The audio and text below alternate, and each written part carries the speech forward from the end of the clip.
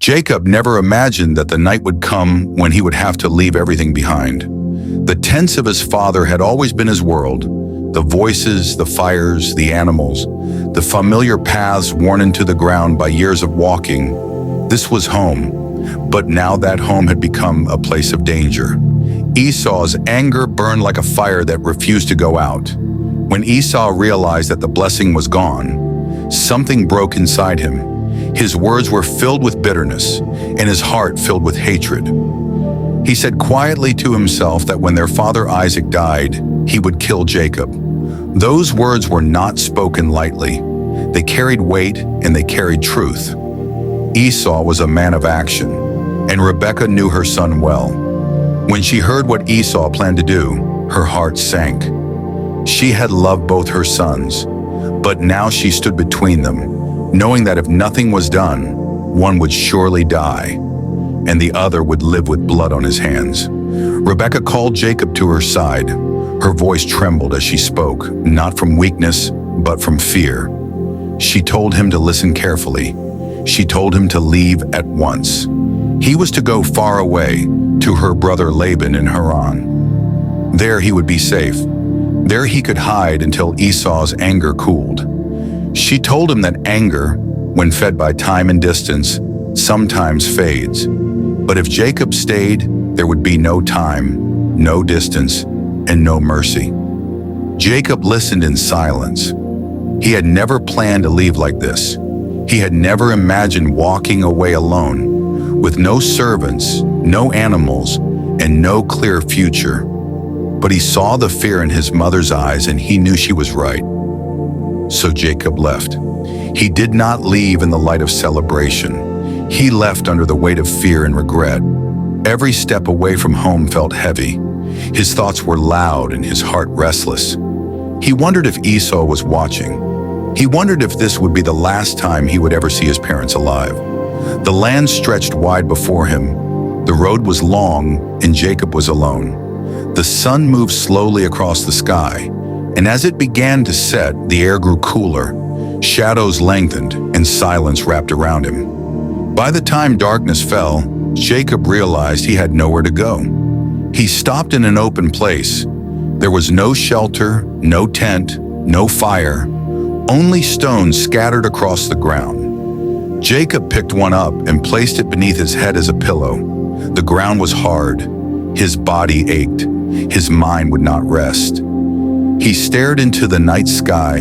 The stars were many, shining quietly above him. Somewhere beyond those stars was the God of his father, Abraham, and his father, Isaac. Jacob wondered if that God still watched him. He wondered if he had gone too far, if his choices had separated him from the promises spoken over his family. Eventually, exhaustion overtook him, and he fell asleep. That night, God met Jacob. In his dream, Jacob saw a stairway rising from the earth into the heavens. It was strong, wide, and steady. Angels were moving upon it, going up and coming down, busy with heaven's work. The place Jacob thought was empty was alive with divine presence. At the top of the stairway stood the Lord. God spoke clearly. His voice was filled with authority, but also with kindness. He told Jacob that the land he lay upon would belong to him and to his descendants. He promised that Jacob's family would grow great and spread across the earth. Then God spoke words that reached into Jacob's deepest fear. "I am with you," God said. "I will watch over you wherever you go. I will bring you back to this land. I will not leave you until I have done what I have promised." When Jacob woke, his heart was pounding. He sat up quickly, looking around. The place was the same, quiet, empty, ordinary. But Jacob knew something had changed. He whispered, "Surely the Lord is in this place, and I did not know it." Fear filled him, but it was not fear of danger. It was reverence, awe, the understanding that God had been near when he thought he was alone. Jacob took the stone he had slept on and set it upright. He poured oil over it as an offering to God. In that moment, Jacob made a vow.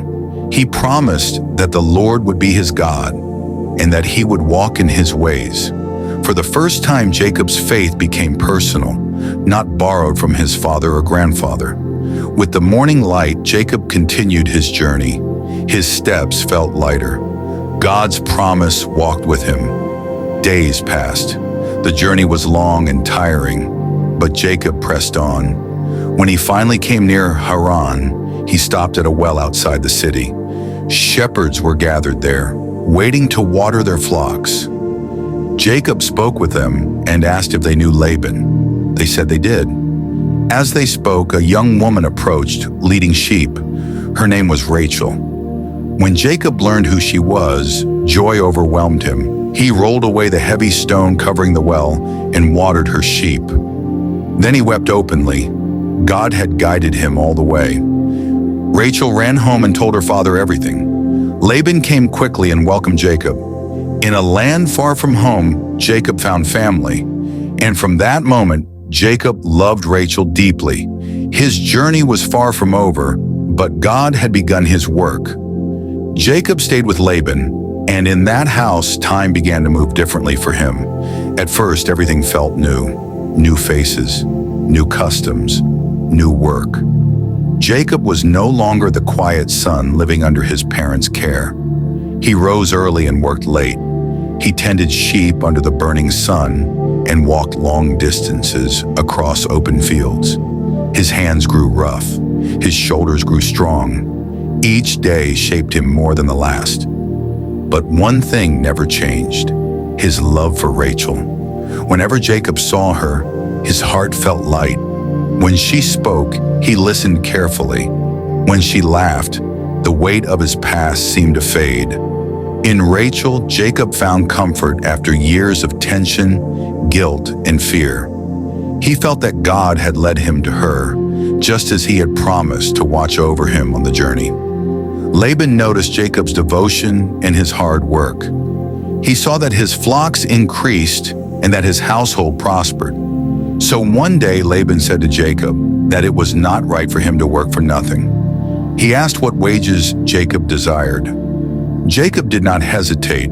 He said he would work 7 years for Rachel, the woman he loved. 7 years sounded like a lifetime, but to Jacob they felt like only a few days because of his love for her. Each sunrise brought him closer to the day he believed would change his life forever. He worked faithfully, patiently, and with hope in his heart. At last, the 7 years were completed. Jacob came to Laban and asked for Rachel to be given to him as his wife. A great wedding feast was prepared. Music filled the air. Lamps flickered in the night. Guests gathered to celebrate. But that night, darkness hid a painful deception. When morning came, Jacob discovered that the woman beside him was not Rachel, but Leah, Rachel's older sister. Shock and anger filled his heart. He went to Laban and demanded an explanation. Laban calmly replied that it was not the custom for the younger daughter to be given before the older. He told Jacob that if he worked 7 more years, he could have Rachel as well.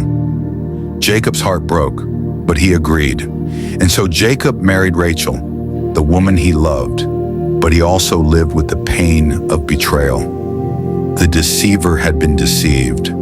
God was shaping Jacob's heart through disappointment, patience, and humility. Years passed. Jacob worked hard. His family grew. His life became complicated. Rivalry grew between Leah and Rachel. Children were born, each one shaping Jacob's future.